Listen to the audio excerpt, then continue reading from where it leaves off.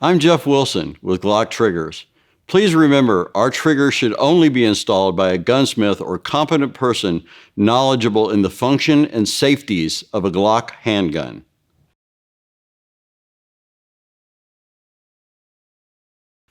Today we're installing the Edge competition trigger system from GlockTriggers. Safety being our primary concern, we need to ensure that we're wearing safety glasses due to the presence of compression springs in the handgun. Secondly, we want to ensure that our handgun's unloaded before we start, and also to make sure that there is no ammunition present within our immediate area. First, we'll remove the magazine from the handgun while keeping it pointed in the safe direction with our finger off the trigger, ensuring there's no ammunition present in the magazine.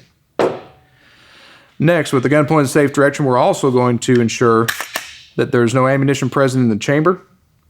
We're also going to look visually and tactily to check twice to ensure that there's no ammunition present in the handgun.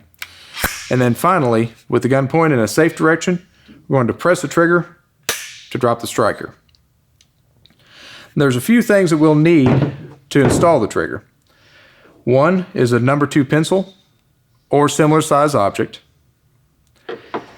a Glock disassembly tool or 3/32 punch, either will work. We'll need a pair of wire cutters, fingernail clippers, or similar tool just simply to cut the zip tie that is around the trigger when you receive it. Please do not use a bladed object such as a knife, as it can slip and you can hurt yourself with it. To begin, we unpackage our trigger, checking all the contents are present. Then next, we'll take the handgun with the trigger already depressed. Since we've set it down, we'll go ahead and check again to ensure that it's unloaded. Once again, check into chamber for ammunition. Keeping it pointed in a safe direction, we'll press the trigger. On either side of the firearm, you will find the slide lock levers, one on the right side and one on the left. After the trigger has been depressed, you can put the muzzle or the front of the gun onto a solid surface, pressing down to bring the slide slightly to the rear, and then press both sides of the slide lock lever down. This releases the slide from the handgun. We're going to start with the slide so we can set the frame aside. The recoil spring assembly, located right under the barrel, will need to be removed by simply pulling up. Once again, these springs are in compression, so make sure you don't send them across the room or towards your body. The barrel can be removed by sliding to the front, lifting up, and then sliding back to the rear again. Once again, setting that aside. The next step will be to take our Glock disassembly tool or 3/32 punch, located just forward of the firing pin lug on the underside of the slide. You will see a small black plastic piece. Insert and punch between the firing pin lug and the black plastic sleeve. Place the front of the slide on the table and press down with the punch. You should feel some spring tension as you push forward. Then with your thumb, you're going to want to slide the back plate down, keeping in mind that underneath this back plate there are compression springs that will fly out if you're not careful. Slide that toward the bottom of the slide. The back plate can be removed and then placed aside. After the back plate's been removed, what's now visible is the EDP assembly and the firing pin assembly. We're going to remove the firing pin assembly first by simply sliding it out of the rear of the slide. And then removing the EDP assembly, you can normally use a punch or your fingernail to remove that out of the back of the slide. Next will be to remove the extractor. To do this, we're going to depress the firing pin safety, and while keeping the firing pin safety depressed, either turn down or simply tap on the table to remove the extractor. Now we have to remove the firing pin safety. This is normally accomplished by simply turning the slide with the bottom side down and tapping gently on the table to remove it. Now we can take all these parts and the slide and set them aside. Now we'll begin the assembly of the slide with all of the new parts that are included in your kit. In the kit, you'll locate the polished firing pin safety plunger and spring. We want to ensure that the the spring is seated properly into the recess in the back of the firing pin safety plunger. Then we will insert it spring side down into the recess in the bottom of the slide. Once that's been installed, with one hand depress the plunger completely. Then we'll take our extractor that we removed earlier, replace it into the slot. At this point, you can release pressure on the firing pin safety and it will hold it in. Then we'll retrieve our EDP assembly, placing the metal end in first because we want contact with metal to metal. We'll replace it into its recess, using the slide as a base to remove the firing pin spring. What we're going to do is the firing pin is removed in this manner. We're going to invert it and put it back into the slide. Then with my left hand, I'm going to grab the spring and depress it downward, removing the spring cups from on top. Setting the spring cups aside, we can remove the OEM striker spring. Now we're going to select the firing pin spring that we'd like to use. Today we're going to use the 4.5 pound.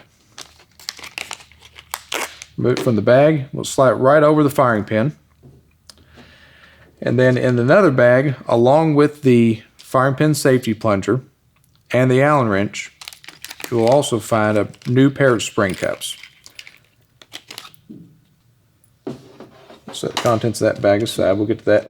Depressing the spring straight down on the firing pin, we will insert the two halves of the spring cups between the spring and the firing pin. We'll relieve pressure on the firing pin spring. The two spring cups will retain that spring in place. Then we can remove the firing pin spring assembly, reverse its orientation, and insert it into its recess in the slide. Once those are in place, we'll reverse the operation of how we took the back plate off. Placing the back plate into the slot in the bottom of the slide, we'll take the Glock tool and depress the plastic sleeve until the back plate slides forward. It'll stop again once it contacts the EDP. So once again, we will press the EDP plunger in until the back plate slides fully into place. That completes the assembly of the slide portion of your handgun. Now we'll move on to the frame of the handgun. First things first is to take a number 2 pencil or similar sized object, lay it on the table. Then you want to lay your frame on top. There are 3 pins located on the side of the gun. There's a pin for the locking block, the trigger pin, and the housing pin. First, we want to remove the locking block pin. Simply place your punch onto the pin and press straight down towards the table. Once the pin's started, it can be easily removed by pushing it through with the punch. Next, we'll remove the trigger pin. Once again, using our Glock disassembly tool, we'll press down and manipulate the slide stop lever in a circular fashion until the pin starts to come out the other side. Once that's started, you can pick up your frame and push the pin all the way through. Next, we'll remove the slide stop lever by pulling it up into the rear. Then we can remove the locking block by placing our Glock disassembly tool underneath the locking block and prying up gently. Once again, set that aside. To remove the housing pin, simply place the gun flat on the table and press straight down with your Glock tool until the pin starts, and then push it out the other side. Now that all 3 pins have been removed, along with the slide stop and the locking block, the trigger assembly can be removed by pulling it straight up out of the frame. We'll take our old trigger assembly and set it aside. Now we'll unbag our new Edge Competition trigger system. Removing it from the bag, you'll notice that there's a red zip tie around the rear of the trigger housing. To remove this, as I said, you can use a pair of fingernail clippers, a pair of wire cutters, but it's easiest to clip it on the back side of the trigger assembly. Once the zip tie has been removed, it's important to not separate the trigger bar from the trigger housing. We'll place the trigger back into the frame, just as the other one was removed. Pressing it down until it's fully seated. First, we'll install the housing pin, which, if you get the pins mixed up, it's the shortest of the 3 pins. We'll insert that into the hole in the back of the frame where it came from, and using the back of the Glock tool, simply press it flush. On this pin, as with all the pins as we install them, we're going to want to look at both sides to ensure that the pin is centered in the frame. Okay, once we have the housing pin installed, next will be the locking block. We'll place it firmly into the top of the frame, making sure that it's pressed all the way in. Next, we'll install the locking block pin. The locking block pin is smaller than the trigger pin and does not have 2 grooves in it, in case you get them mixed up. Place the locking block pin into its hole, pressing completely in. Once again, ensuring that we have equal amounts of pins showing or equal amounts of holes showing to ensure that the pin is centered in the frame. Next, we'll install the slide stop lever. The slide stop lever will install to the left side of the trigger and under the locking block. When it is properly in place, you should be able to look through the hole for the trigger pin and see completely through the gun. Next, we'll insert the trigger pin.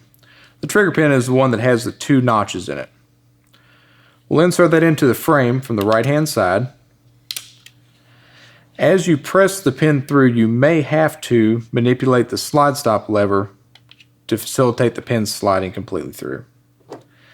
Then once again, taking your tool and pressing it the rest of the way in, it should stop before it comes out the other side. Just to ensure that it's locked into place, press it from the other side to make sure it doesn't come back out. Now that everything's in the gun, we want to also check to make sure that the slide stop lever still functions properly by grasping it, pulling it upward, making sure it snaps back down under spring pressure. And that completes the installation of the parts into the frame. Now we'll put the gun back together. So taking the slide, we'll insert the barrel with the flat side of the barrel hood towards the inside of the slide. Slide up until it locks into place. Now we'll install the recoil spring, placing the polymer in towards the front of the slide. Then we'll place the slide back on the frame rails. Cycle the action. And that concludes the installation of the GlockTriggers trigger system.